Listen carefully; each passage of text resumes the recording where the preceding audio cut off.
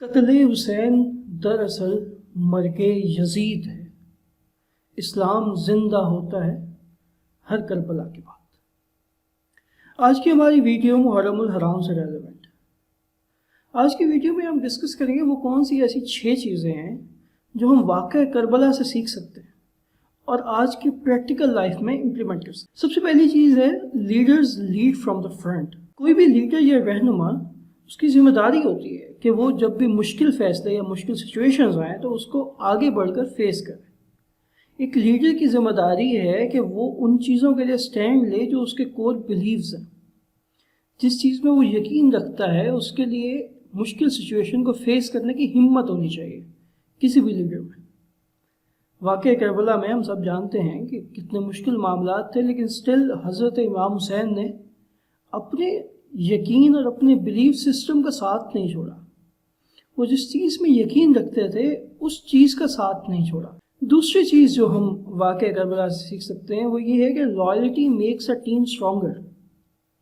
کوئی بھی ٹیم، کوئی بھی گروہ جس کی فاؤنڈیشن میں لائلٹی اور ٹرسٹ ایگزسٹ کرتا ہو، اس ٹیم کو ہرانا مشکل نہیں، ناممکن ہو جاتا۔ وہ اگر میدان جنگ میں ہار بھی جائیں تب بھی ان کا نام امر ہو جاتا ہے۔ وہ چاہے 313 اصحاب کا لشکر ہو یا کربلا میں حضرت امام حسین کا خاندان۔ جب تک ٹیم میں اور گروہ میں لائلٹی، وفاداری اور یقین قائم رہتا ہے تو اس گروہ کو کامیاب ہونے سے آپ نہیں روک سکتے۔ تیسری چیز جو میں ڈسکس کرنا چاہ رہا تھا وہ یہ تھا کہ never give up when situation is not in your favor۔ جب بھی حالات مشکل ہوتے ہیں تو بہت سارے لوگوں کا پہلا انسٹنکٹ ہوتا ہے کہ اگر ہم یہ چھوڑ دیں تو کیا ہوگا۔ بہت سارے لوگ بہت سارے کام کرنا زندگی میں چھوڑ دیتے ہیں جسٹ بیکاز ان کو مشکلات کا سامنا ہو رہا ہوتا۔ لیکن یہ چیز سمجھنا ضروری ہے کہ مشکلات تو ہر کام میں آتی ہیں۔ اگر آپ مشکلات کا سامنا کرنے کی ہمت نہیں رکھتے تو آپ کبھی بھی کچھ بھی نہیں کر پائیں گے۔ اور جتنا بڑا مقصد ہو، جتنا بڑا خواب ہو، اتنی ہی زیادہ مشکلات آئیں گی۔ اس لیے ہمیں واقعہ کربلا سے یہ سیکھنے کو ملتا ہے کہ سچویشنز جتنی بھی مشکل ہو جائیں، اس کا مطلب یہ نہیں ہے کہ آپ جن چیزوں میں بلیو کرتے ہیں یا جو آپ کرنا چاہ رہے تھے اس سے ہٹ جائیں، بلکہ ان چیزوں سے موٹیویشن لینی چاہیے کہ ہم کسی ٹھیک ہی راستے پر ہوں گے کہ اتنی ساری مشکلات کا سامنا کرنا پڑ رہا ہے۔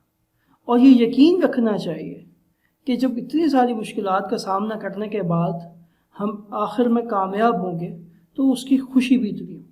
چوتھی چیز جو میں ڈسکس کرنا چاہ رہا تھا وہ یہ ہے کہ be grateful no matter what the situation از۔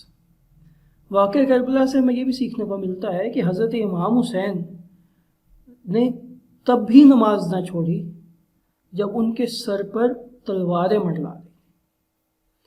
شکر ادا کرنا تب بھی نہ چھوڑا جب خاندان کٹ رہا تھا۔ یہ بہت ضروری ہے کہ ہم ہر مشکل سچویشن میں آس پاس کے لوگوں سے گلہ کرنا نہ شروع کر دیں یا پھر خدا پہ سارا گلہ نہ ڈال دیں، یا بہت سارے لوگ قسمت پہ ڈال دیتے ہیں۔ یہ بلیم گیم کی بجائے یہ سوچنا چاہیے کہ ہمارے پاس ابھی بھی کتنی نعمتیں ہیں۔ ہمیشہ شکر ادا کرنے والا انسان خوش رہتا ہے۔ شکایتوں کی لسٹ نکال کر جو لوگ پھرتے ہیں وہ کبھی بھی سیٹسفائی نہیں ہو پاتے، وہ کبھی بھی خوش نہیں ہو پاتے۔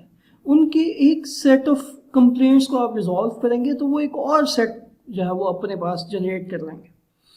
اگر آپ کی زندگی میں مسائل ہیں تو سب لوگوں کی زندگی میں کوئی نہ کوئی مسئلہ ہے۔ اگر اس طرح سے سوچنے لگیں گے تو پھر تو کوئی بھی شکر ادا نہ کرے۔ ایک بہت ہی فیمس بات ہے، شاید آپ لوگوں نے سنی۔ اگر آپ اسی لمحے یہ سوچیں کہ میرے پاس مایوس ہونے کی کون کون سی وجوہات ہیں تو آپ کے ذہن میں بہت ساری آ جائیں گی۔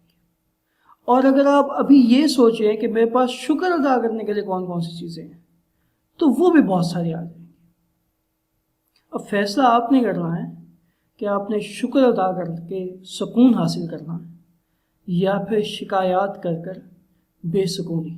ایک اور امپورٹنٹ چیز جو ہم واقعہ کربلا سے سیکھتے ہیں وہ یہ ہے کہ don't become a burden on people around you when you are facing a difficult situation.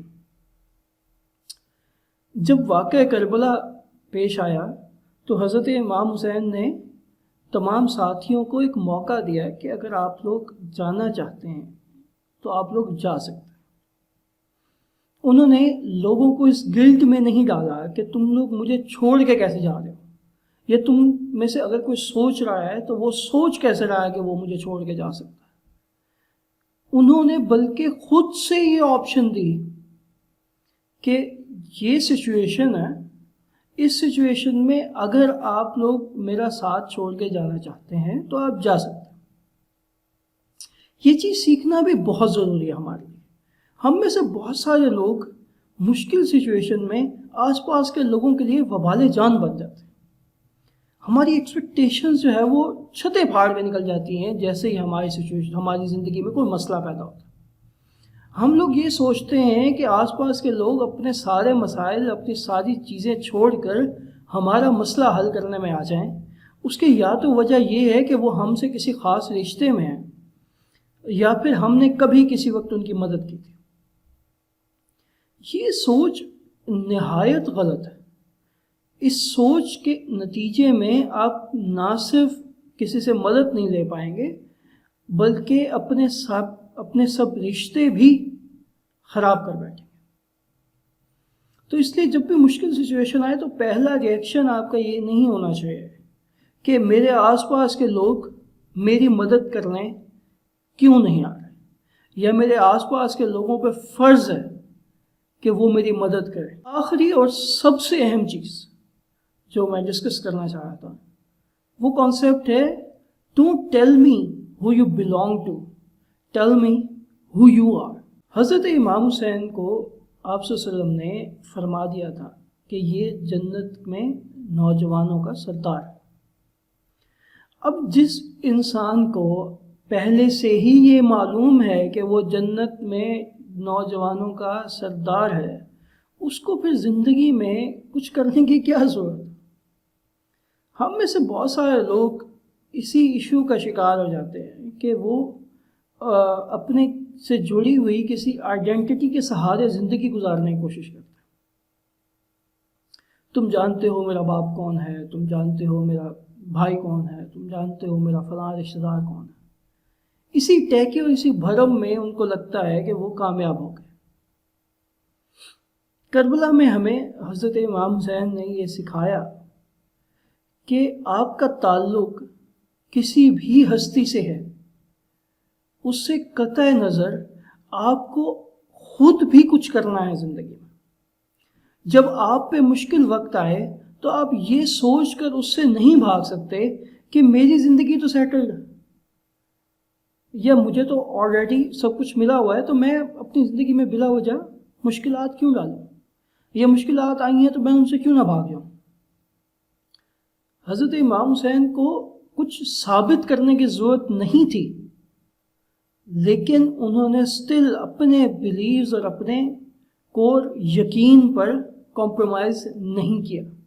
آخر میں دعا یہی ہے کہ اللہ ہمیں واقعہ کربلا اور حضرت امام حسین کی زندگی سے سیکھنے اور ان سیکھی ہوئی چیزوں کو اپنی زندگی میں امپلیمنٹ کرنے کی توفیق عطا فرمائے۔ آمین۔